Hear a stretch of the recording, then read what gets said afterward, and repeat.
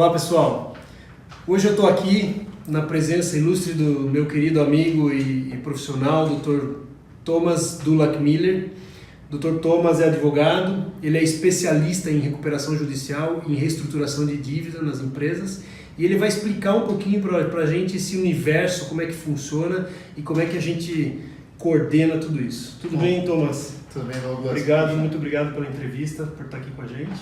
Para mim é um prazer ajudar nas minhas limitações, naquilo que eu consiga explicar. Mas respondendo a um pedido teu, nós havíamos conversado antes já para falar um pouquinho sobre o universo de recuperação judicial, mas eu me permitiria, se você me permitir, então eu me permitiria falar que esse universo de reestruturação de endividamento primeiro, num país como o Brasil, nunca é novidade. Claro. Se nós pegarmos até, curiosamente, com quem eu converso, até no meio acadêmico, sobre isso, se nós observarmos, desde 1979 no Brasil, nós temos uma crise a cada aproximadamente 4 anos. Se eu não estiver equivocado, em 1979 nós tivemos uma crise cambial. Acho que foi uma das primeiras crises relevantes cambiais modernas do Brasil. Era a época do governo Figueiredo, o ministro da Fazenda era o Delfim. Em 82 teve uma outra crise cambial, rapidamente, crise do petróleo e crise cambial. Em 86, quando assumiu o Tancredo, acabou não tomando posse, o Sarney, nova crise. Nós temos plano Verão 1, plano Verão 2, plano Bresser 1, Bresser 2, plano Cruzado 1, plano Cruzado 2, crises... Vivemos um pouco disso. Exatamente, crises sistemáticas. Até que assume o Collor e rapidamente nós temos uma nova crise, que é a crise da apreensão de ativos, e aquela crise de apreensão de ativos, então retirou liquidez do mercado, não serviu para grande coisa, não debelou a inflação. Lembrando que aquilo ali era um modelo que já tinha sido utilizado em Israel numa tentativa de debelar a inflação. Só que Israel é um país pequeno, onde aconteceu fácil. Agora aqui no Brasil, um país muito maior, com muito mais complexidade, não funcionou. Em 94 vem Plano Real e, naturalmente, ainda que o Plano Real, ao longo do tempo, a gente tem identificado agora como algo realmente saudável, mas na época produziu um certo nível de crise. Por quê? Porque a gente cria uma paridade cambial que o mercado exportador acaba também quebrando. Por quê? Porque a gente tinha uma moeda sobrevalorizada. Em 99, nós temos uma outra crise, que é a primeira maxi desvalorização da era cambial. Em janeiro de 1999, eu me lembro que as empresas todas que haviam contratado com câmbio, operações de leasing, todas quebravam. Por quê? Porque a gente teve um overshooting, o dólar estava a 1,20, foi a 1,90, empresas quebraram. Em 2002, quando assumiu Lula, também, primeiro movimento. Em 2001, eu tive clientes que estavam tomados em endividamento em real, estimando exportação de dólar a 13,60, 13,80, chegou até R$4 em final de 2001, esperando que o governo Lula seria um governo que deterioraria as bases do Plano Real e acabou se frustrando, e é exatamente o contrário, o dólar sai dos R$4 para R$2,30, então quem estava endividado em real com posição contrária de exportação também quebrou. Isso em 2003. 2008 tem Lehman Brothers nos Estados Unidos.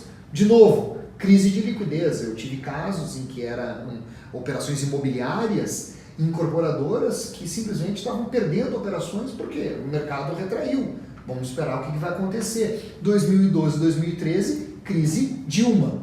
E agora, 2016, 17, 18... Bom, então, se tem uma coisa que não acontece no Brasil é tédio. Exatamente. Tédio a gente não tem. Não temos. Porque a cada 3, 4 anos a gente está em crise. Ou melhor, a gente nunca sai de uma crise. Então, a temática reestruturação de endividamentos, ela é uma temática permanente. Certo. Por quê? Porque a gente tem, historicamente, indicadores de alavancagem muito altos. Ou seja, empresas que são baixa geradoras de EBITDA e são altamente endividadas, onde a gente chega a indicadores de alavancagem de 4, 5, 6, 7 vezes rapidamente. Provocados, evidentemente, por um mercado que é disfuncional, a gente não tem um mercado absolutamente funcional, a gente não tem um mercado exportador significativo e muito menos importador. Então a gente tem mercados disfuncionais. Então reestruturação de dívida é algo absolutamente natural e absolutamente esperado em qualquer momento.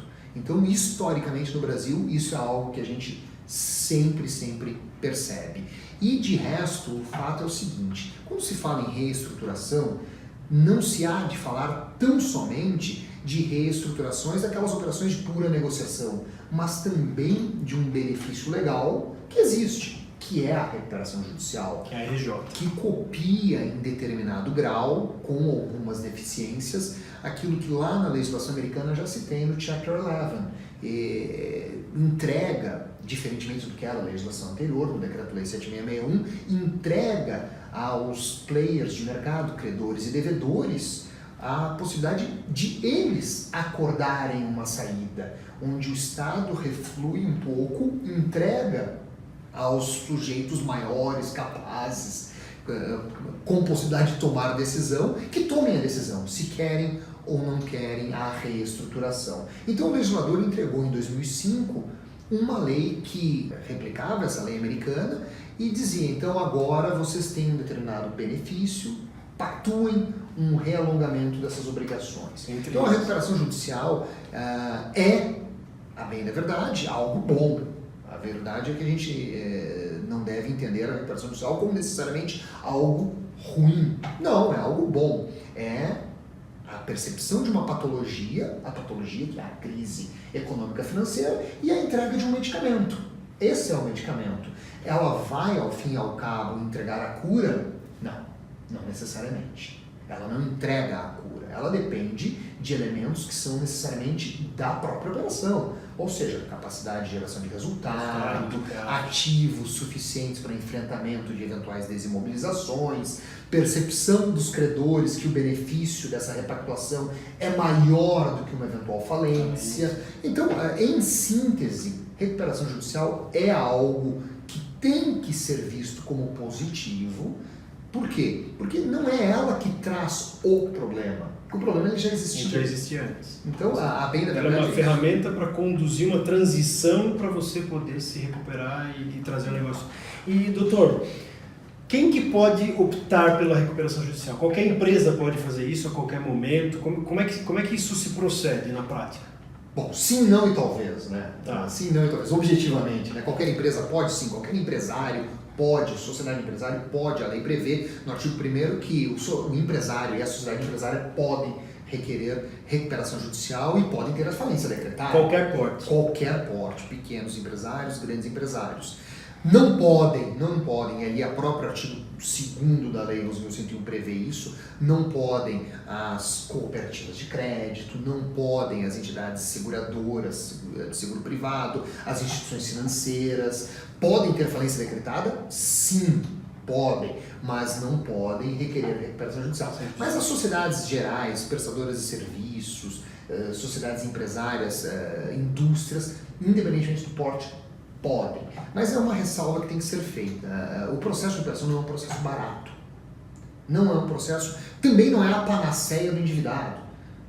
Aquele dia de manhã você acordou e disse, olha, hoje eu vou pedir uma recuperação. Que coisa boa, né? Não, definitivamente não. Não, recuperação judicial é um tratamento amargo, é um tratamento duro, em que você perde cabelo, você fica desgastado, fica fraco. Às vezes já estava assim, né? Mas você vai gastar, você tem custos associados a esse processo, são custos do processo, provavelmente de editais, administração judicial, advogados, que não fazem com que o processo seja algo vulgar. Okay. Ele é algo que realmente deve ser refletido antes do ajuizamento. Mas, Douglas, eu acho que o importante também é fazer uma referência a quem assiste, que a recuperação judicial ela será tanto melhor quanto mais acertada for a data do seu ajuizamento, o momento do ajuizamento. E uma percepção que se tem de maneira generalizada é que a grande maioria dos empresários toma a decisão tardiamente. Qual que é o momento ideal para se tomar essa decisão? Bom, primeiro que não existe momento ideal, existe uma eventual capacidade de percepção futura de problemas e na antecipação dessa percepção tomar o medicamento correto. Não existe um momento ideal, né? O que se recomenda é que se perceba antes a crise. É fácil? Não, evidentemente que não é fácil. Mas a realidade também é a seguinte, né? O empresário ele não só percebe a crise, ele vive a crise e ele, durante a crise, não toma a decisão, ele segura. Lastimavelmente, o empresário, essa é uma realidade quase que freudiana, né? O empresário, ele é um sujeito que a gente tem que jogar o tapete para ele, né? Porque ele... É um herói, né? É um herói. Ser empreendedor no Brasil é um herói. E como ele é herói, e ele tem esse comportamento de herói, ele sempre acredita numa alternativa que vai chegar antes do remédio amargo. E ele então, ele é também um jogador de pôquer, né? Ele também tem um full hand ali, ele joga all-in. Ele bota mais, ele aposta mais. E às vezes essa aposta, ela não traz benefícios racionais. Deixa eu te fazer uma pergunta então. Você acha que existe vida após a recuperação? Bom, eu tenho um conceito meu, muito particular do meu, que a recuperação ideal, ela deve passar, ou deveria passar, por uma mudança de controle. Esse seria o cenário ideal. Mas isso não ocorre na própria estrutura societária brasileira. O Brasil tem estruturas societárias familiares, altamente patrimonialistas, que não têm uma leitura de mercado de capitais muito sofisticada. Realmente, o mercado de capitais brasileiro é um mercado muito pequeno. Então, a recuperação hoje, ela deveria ter incentivos maiores para que houvesse mudança de posições acionárias. Por quê? Realmente, a regulação bancária hoje, ela é altamente restritiva à captação de recursos quando você já tem um carimbo de devedor. E aquele carimbo de devedor, ele prossegue.